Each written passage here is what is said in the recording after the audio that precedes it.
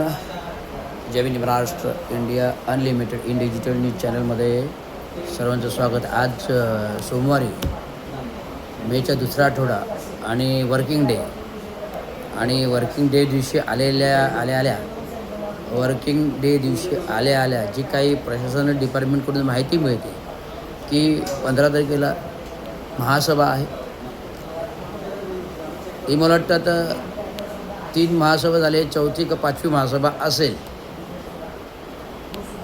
आधीच्या महासभेमध्ये नियुक्त्या, दुसऱ्या महासभेमध्ये नियुक्त्या, शपथ आणि तिसऱ्या महासभा म्हणजे मार्चच्या अर्थसंकल्पीय एप्रिलमध्ये, अर्थसंकल्पीय 4च्या एप्रिलमधली महासभा म्हणजे 2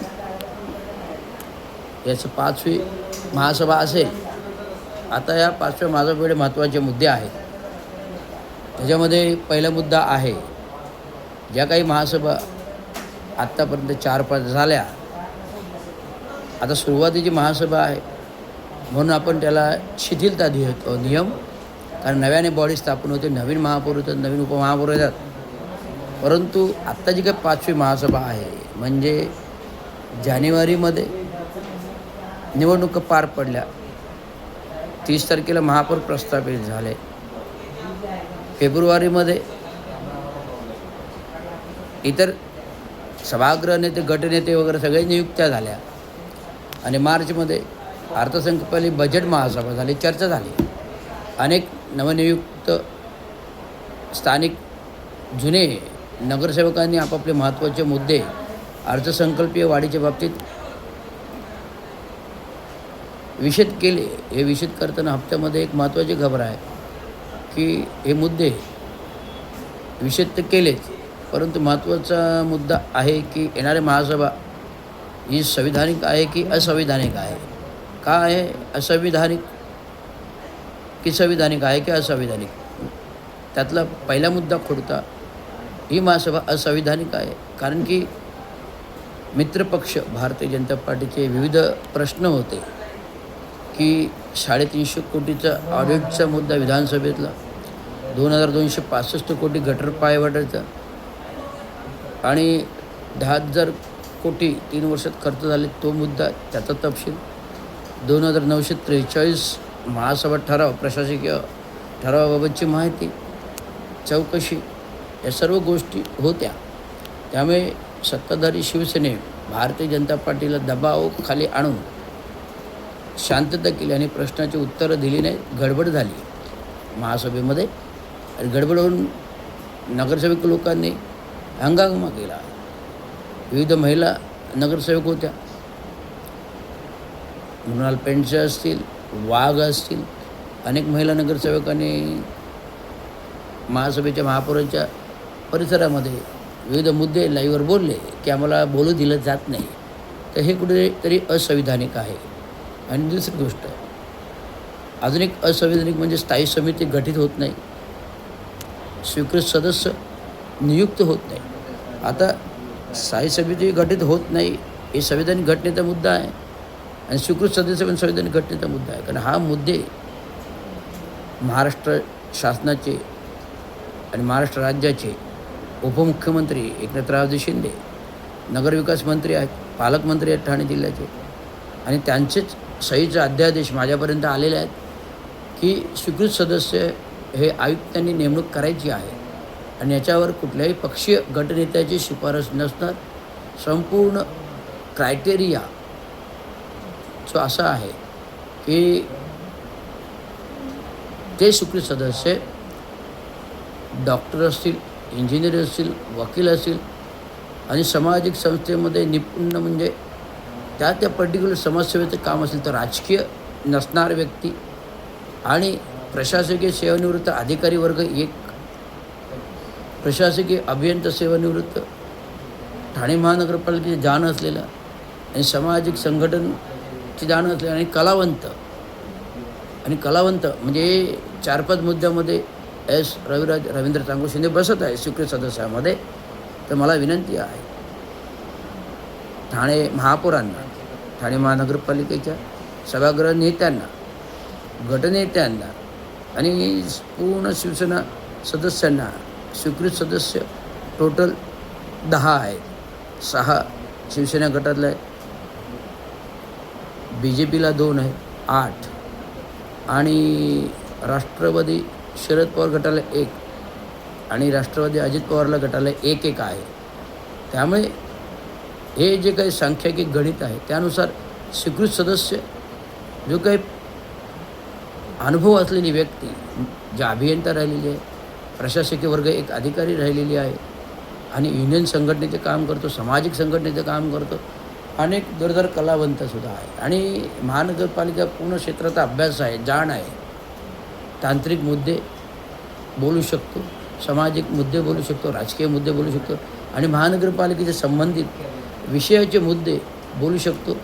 आणि ठाण्याचे माजी मुख्यमंत्री आणि आत्ताचे मुख्यमंत्री एकनाथराव शिंदे यांच्या शिवसेना पातळीवर हात मजबूत करण्यासाठी, बळकट करण्यासाठी माझ्यासारखा जर अभ्यासू व्यक्ती जर स्वीकृत सदस्यामधून आला, तर ज्यावेळेस 30 जानेवारीला महापौर अर्ज दिला गेला त्याच वेळेसच मी स्वीकृत सदस्याचा अर्ज सचिव विभागात दिलेला आहे मनीष जोशी साहेबांकडे.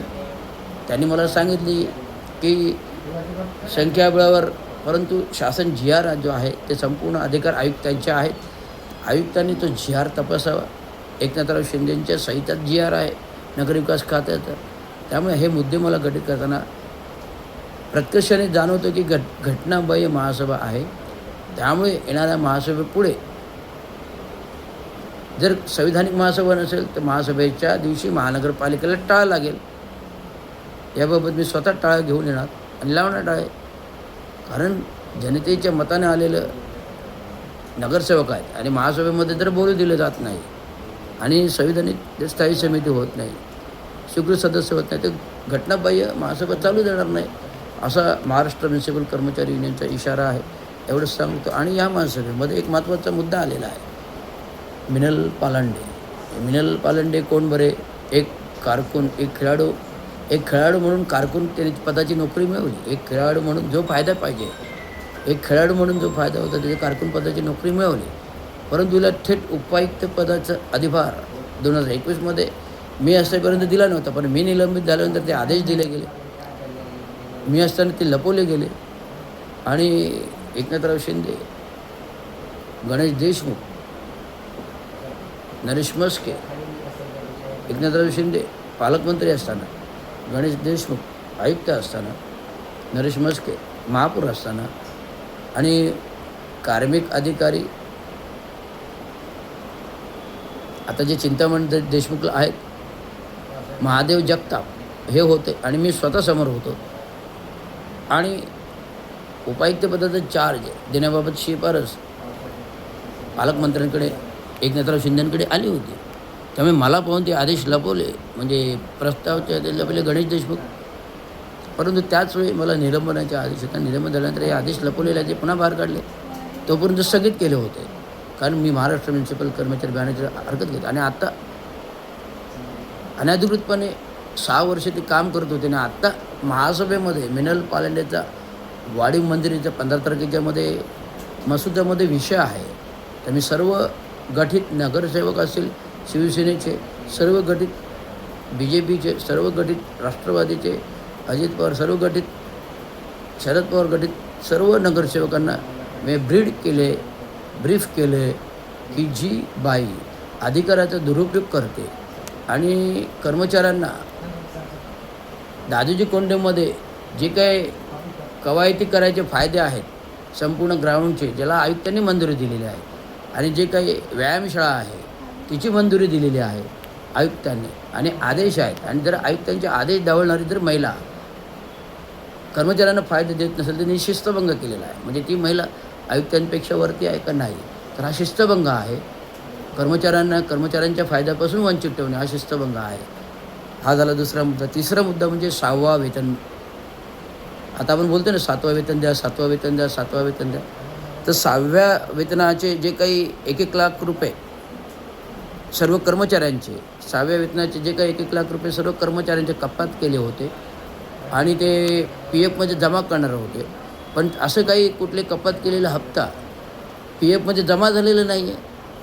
त्यामुळे अतिरिक्त आयुक्त सौरव राव, अतिरिक्त आयुक्त 2, अतिरिक्त आयुक्त 1, अतिरिक्त आयुक्त 2, आयुक्त सौरव राव, अतिरिक्त आयुक्त 1, अतिरिक्त आयुक्त 2 यांना विनंती आहे आणि उपायुक्त मुख्यालय गोदापुरे आणि कार्मिक अधिकारी गुंडपजी यांना विनंती आहे की हे कपात केलेले 1 लाख रुपये 6व्या वेतनाचे तूर्त सर्व कर्मचाऱ्यांना द्यावेत. कारण कपात केल्याचं लेखाजोखं काहीच आलेलं नाही, मलासुद्धा मिळालेलं नाही, रिटायर कर्मचाऱ्यांना पण मिळाले, सेवानिवृत्त कर्मचाऱ्यांना पण मिळालेत. आणि हे कपातीचे हप्ते कुठे पी एफमध्ये नोंद सविस्तर आहे ती पण आलेली नाही. ती डिटेल सविस्तर माहिती प्रशासनाने विषद केली तर बरं होईल. जर कपात केलेले 1 लाख रुपये कर्मचाऱ्यांचे, जे 10,000 कर्मचाऱ्यांचे 1 लाख रुपये कपात केले तर किती, 10,000 म्हणजे 3, 1 लाख म्हणजे तर 7 करोड रुपये, जवळ 60 ते 70 करोड रुपये संपूर्ण कर्मचाऱ्यांचे महानगरपालिकेने गिळंकृत केले असा आरोप आहे महाराष्ट्र म्युन्सिपल कर्मचारी युनियनचा. त्यामुळे लवकर अतिरिक्त आयुक्त 1, 2, लवकरात लवकर आयुक्त ठाणे महानगरपालिका सौरव राव, अतिरिक्त आयुक्त 1, 2, प्रशासनाचे कार्मिक अधिकारी गुंडप आणि आस्थापना अधीक्षक